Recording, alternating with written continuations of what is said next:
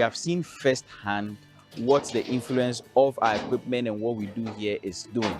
First of all, we are enabling smallholder farmers with farming activity, which is bridging the gap between them having the owning equipment versus them having access to the equipment.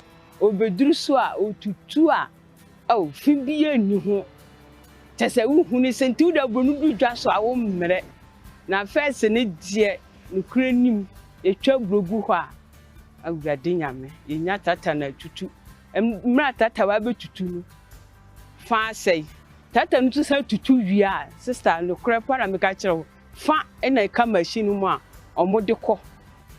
If you take the value chain of any crop, let's say maize, you have from where the seed has to be prepared, you have from where the land has to be prepared, you have the planting, and after the planting, you have the harvesting, the processing, the sale.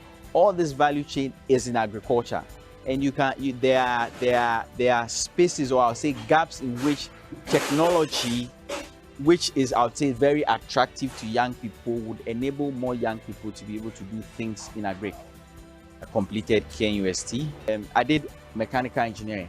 My favorite course in school was technical drawing and engineering drawing, and then later I became 3D modeling. I'm a very good 3D CAD modeler, and I can tell you that all of these equipments that we have built here, we have modeled them on a computer.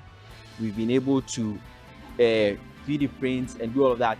But then this equipment serve farmers. They go straight to the farmer. I have not lost anything in my engineering training. Actually, I've been able to use my engineering training in a way that I've always been excited about. However, doing so, I've been able to impact, farmers, and I've stayed in the agric field. And I think that more youth should be interested in agriculture.